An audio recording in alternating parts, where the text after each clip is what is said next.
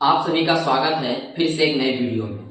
और आज के वीडियो में हम लोग काशी में स्थित ऐसे गुरुकुल के बारे में जानने जा रहे हैं जिनमें आपको कई शास्त्रों का अध्ययन कराया जाता है।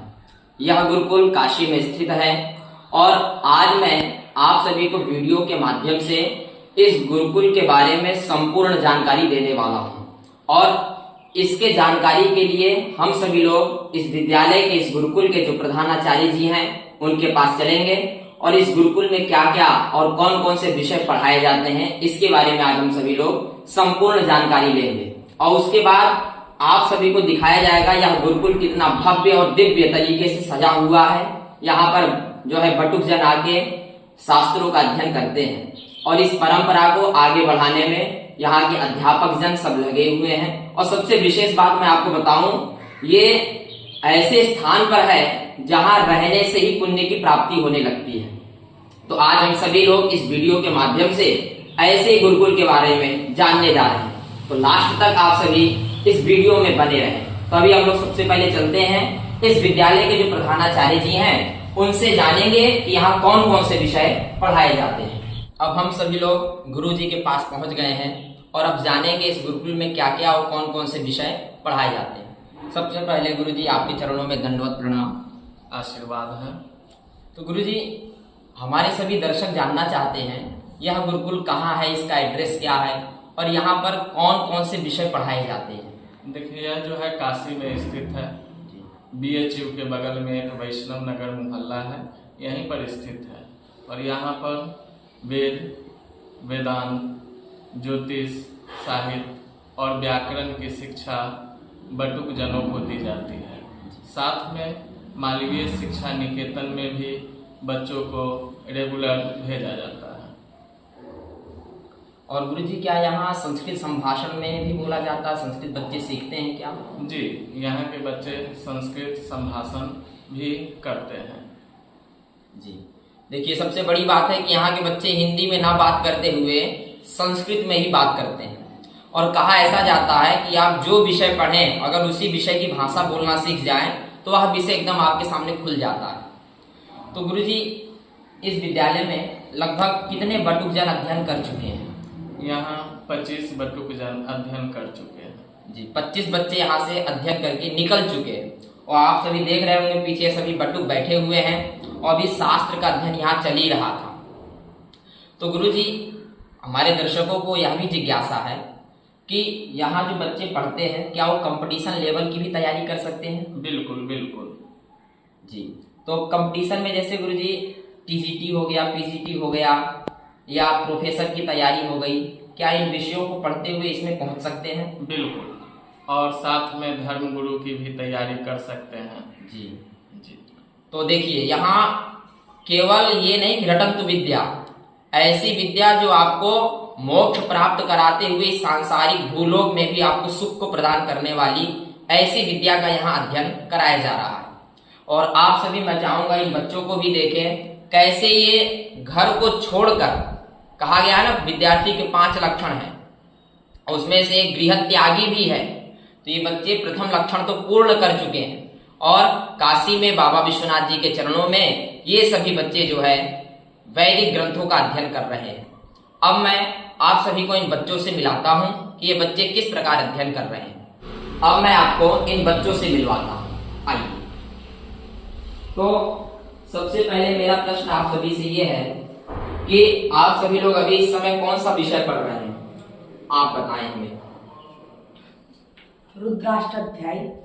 अच्छा, अभी रुद्राष्टाध्यायी पढ़ रहे हैं आप लोग। तो आप सबकी रुद्राष्टाध्यायी कितनी हो गई है? 4 अध्याय, 5वां अध्याय चल रहा है। 4 अध्याय पूर्ण हो चुका है, 5वां। और अभी आप लोग जो है क्या क्या पढ़ रहे हैं?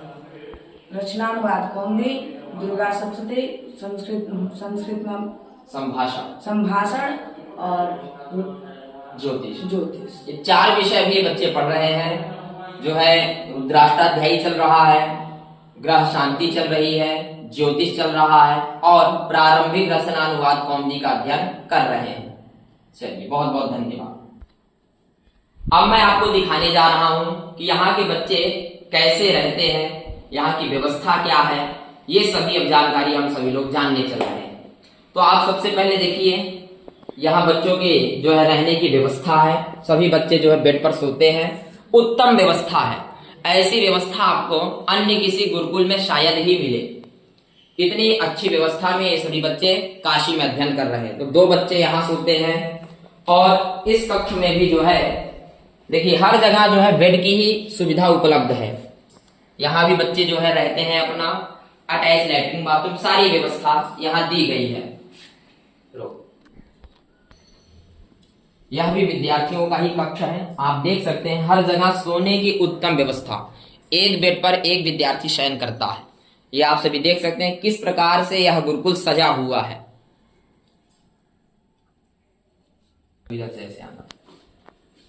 और यह भी कक्ष है, आप देखिए हर एक कक्ष में पूरे बेड की व्यवस्था है। विद्यार्थी को किसी भी प्रकार की कोई समस्या ना हो, इसका यहाँ इस गुरुकुल में विशेष रूप से ध्यान दिया गया है।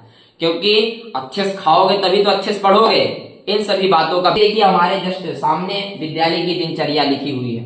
बच्चे 4 बजे जगते हैं, 4 और 5 से 5:45 संध्या करते हैं। स्वाध्याय जो इन्होंने पढ़ा उसकी आवृत्ति 6 से 7:45 तक होती है।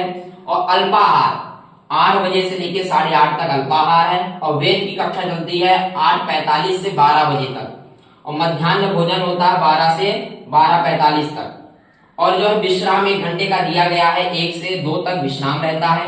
फिर गीता की कक्षा चालू होती है 2 से 3 1 घंटे की। उसके बाद में व्याकरण की कक्षा चालू होती है 3 से 4। उसके बाद में ज्योतिष 4 से 5। फिर संध्या 5 से 5 साढ़े 5 तक। फिर अल्पाहार, शाम में भी अल्पाहार दिया जाता है 5:30 से 6 बजे तक, आधे घंटे का अल्पाहार है। और फिर खेलने का समय है इनका 6 से 7:30 तक, 1.5 घंटा जो है इनके खेलने के लिए दिया गया है। और उसके बाद में पुनः स्वाध्याय जो उन्होंने पूरे दिन में पढ़ा उसका स्वाध्याय भी शाम में करते हैं 6:45 से लेकर 8:45 तक। फिर भोजन जो है रात्रि 9 बजे भोजन होता है। और फिर रात्रि में विश्राम इनका 9:45 में विश्राम हो जाता है। तो ये इस गुरुकुल की दिनचर्या है और इसी में इनकी आधुनिक कक्षाएं भी चलती हैं। और आप सभी आगे देखते जाइए किस प्रकार गुरुकुल हर तरीके से सजा हुआ है। यह भी विद्यार्थियों का ही कक्ष है। यहाँ भी देखिए सभी विद्यार्थियों की रहने की उत्तम व्यवस्था है। हर प्रकोष्ठ में आपको अच्छी व्यवस्था दिखेगी। ये सब देखिए ऐसे आपको गुरुकुलों में मिलना बहुत मुश्किल है आज के समय में। ये भी देखिए यह भी कक्ष है, इसमें विद्यार्थी जब रहते हैं अपना स्वाध्याय करते रहते हैं। और यह भी पुस्तकालय भी है। ये देखिए बच्चों को कोई भी पुस्तक पढ़नी है तो बेझिझक यहाँ से पुस्तक उठा के वो अध्ययन कर सकते हैं अपना खाली समय में। और उसी प्रकार एक प्रकोष्ठ यह भी है जहाँ विद्यार्थी जब रहते हैं, संपूर्ण जो है वेदों के अध्ययन में लगे हुए हैं। यह भी कक्ष है। देखिए कितनी अद्भुत व्यवस्था के साथ यहाँ बच्चे पढ़ रहे हैं, खेल रहे हैं, कूद रहे हैं। यहाँ बच्चों के मुंह पे जो मुस्कुराहट देखेंगे उसी से हमको पता चलता है कि किस प्रकार बच्चे यहाँ प्रसन्नता से रह रहे हैं, अध्ययन कर रहे हैं।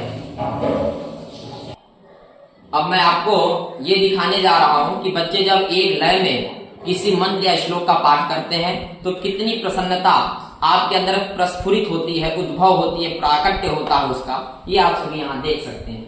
तो मैं चाहूंगा कि आप लोग कोई भी एक हमारे दर्शकों को श्लोक सुनाएं।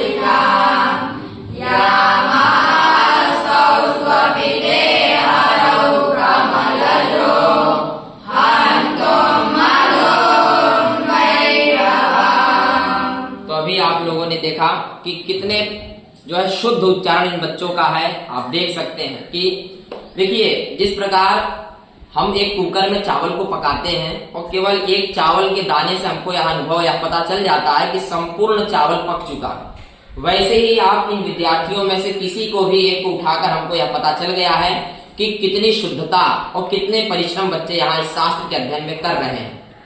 अब मैं आपको एक विशेष बात बता दूं, इस गुरुकुल में अभी जो है नामांकन की प्रक्रिया प्रारंभ हो चुकी है। तो जो भी अपने बच्चों को गुरुकुल में वेद, वेदांग, ज्योतिष, व्याकरण इन सभी का अध्ययन कराना चाहते हैं, वो दिए गए नंबर पर और जानकारी प्राप्त कर सकते हैं। और अभी यहाँ पर जो है एडमिशन की प्रक्रिया प्रारंभ है। दिए गए नंबर पर बात करके संपूर्ण जानकारी लेते हुए यहाँ पर आप बच्चों को रख सकते हैं। यहाँ पर रहकर ही बच्चे अध्ययन करते हैं। आपको मैंने सब दिखाई दिया कि किस प्रकार किस व्यवस्था में, यहाँ उत्तम व्यवस्था में बच्चे रहकर वेद, वेदांग, ज्योतिष, व्याकरण ऐसे ग्रंथों का अध्ययन कर रहे हैं। तो आप में से जो भी अपने बच्चों का यहाँ एडमिशन कराना चाहते हैं, वो दिए गए नंबर पर बात कर सकते हैं। सभी को हर हर महादेव।